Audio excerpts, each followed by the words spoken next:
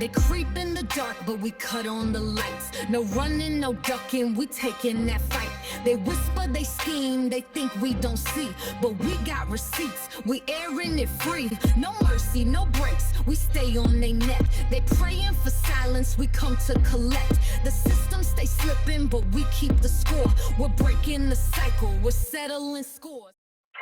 Miranda Corset, a 16-year-old Florida teen, vanished after meeting a man she connected with on social media, only to be found in a state so disturbing, investigators could barely process what had happened. According to police, she was lured by a 35-year-old Steven Gress on Valentine's Day. The next day, she returned to his duplex, where she met with his adult girlfriend and never returned home again. 2 weeks later, authorities found her remains deliberately broken down and dumped to hide what had happened. What's up, warriors? I'm Liberty Blaze, and this is Make P3Dos Scared Again USA. Our goal at MPSA is to drag predators into the light. Learn how to keep our kids safe by subscribing. If you're already subscribed, welcome back. Hit that like button for me on your way in. Now check this out. On February 14th, 2025, Miranda Corset was allegedly lured through a social media app to visit 35-year-old Steven Gress. After their initial meeting, she returned to his residence the next day, where she also met his 37-year-old partner, Michelle Brandis. Just 6 days later, on February 20th, the three got into a heated argument over a missing ring that Gress and Brandis claimed Miranda had stolen. That's when things took a turn for the absolute worst.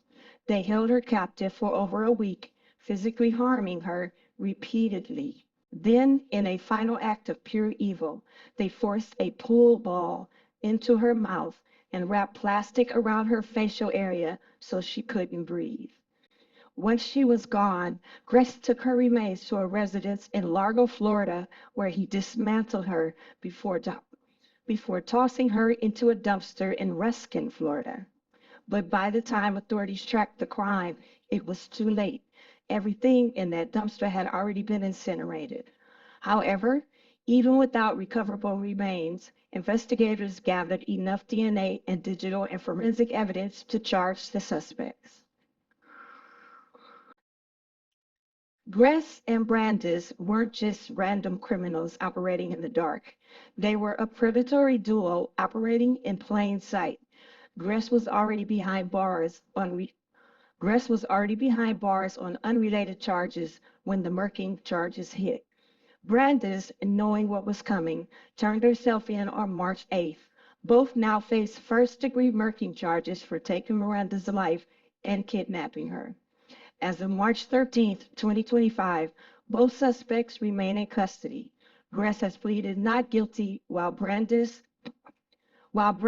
plea and legal strategy are still unknown. Prosecutors are pushing for state-executed unaliving due to the sheer brutality of the crime. And while justice is moving forward, the reality is still chilling. A 16-year-old girl was lured via social media by a grown man, tortured, erased, and dumped like trash. And now the teen mom's child no longer has a mother. Miranda wasn't just another missing teenager. She was a daughter, a granddaughter, and most heartbreakingly, a teen mother to an 11-month-old baby.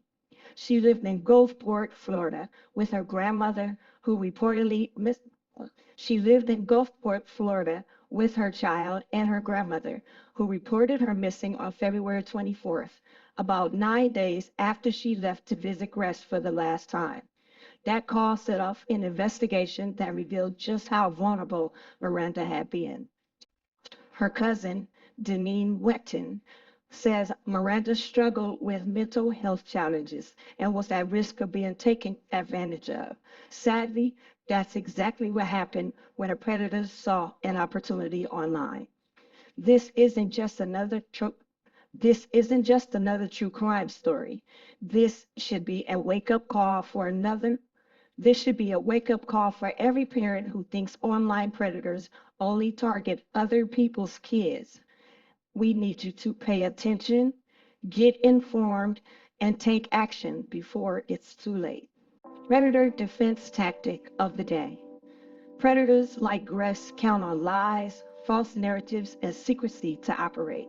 They set up fake profiles, tell fake stories, and manipulate people, especially kids and teens, into trusting them. The moment they convince your child to keep a secret from you, the grooming process has begun. Today's predator defense tactic is about teaching your kids how to spot imposters on social media before they gain their trust. Today's tactic, teach your kids to spot fake accounts. Online predators thrive in the shadows, using deception and secrecy to gain trust. Cases like Miranda show just how easy it is for a predator to slip through the cracks when no one is paying attention. Could this have been prevented? Maybe. More oversight, more awareness, and stronger digital boundaries can make all the difference. Instead of focusing on blame, though, let's focus on action. The first step is awareness. Here's how you can be part of the Make P3 Scared Again movement and take action. 3 Cyber Shield actionable steps to take. As a parent or caregiver, don't assume your child knows how to recognize fake profiles. Predators are skilled at deception, and kids don't always see the red flags until it's too late. Teach them these 3 steps to help them stay safe online. Number 1, show them how to do a reverse image search. Teach your child to use Google Lens or TinEye to see if the person's profile picture appears under different names or accounts. If the same photo pops up elsewhere with completely different account info, it's a setup. Predators often steal photos from real people to build trust. Teach them to block and report the profile immediately. Number 2, help them review social media history. Explain to your child that real accounts have consistent activity over time. If someone has no tag photos, no real posts, no real followers or friends, it's fake. Fake profiles are designed to look real enough to fool kids, but there are always gaps. Teach them to block these accounts ASAP. Number 3, teach your kids to recognize avoidance tactics. Let your child know that dodging personal questions or pushing to meet in person but refusing video chats are all red flags. Real people don't avoid proving who they are while insisting on in-person meetups. Make sure your child knows that if someone won't verify who they are, they shouldn't be trusted. Block them and never look back.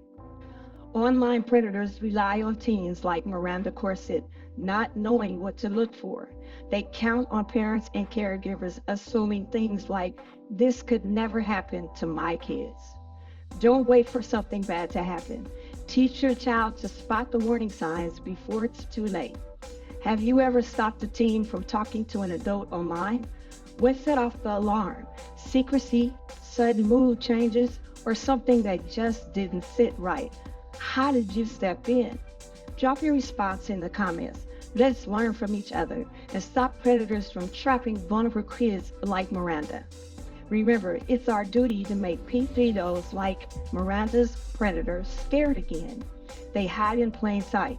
Let's drag their crimes into the light and force them back into the darkness where they belong. For more cases like this and ways to protect our kids, like, share, and subscribe to help spread the word about the MPSA movement. I'm Liberty Blaze, and I'm out.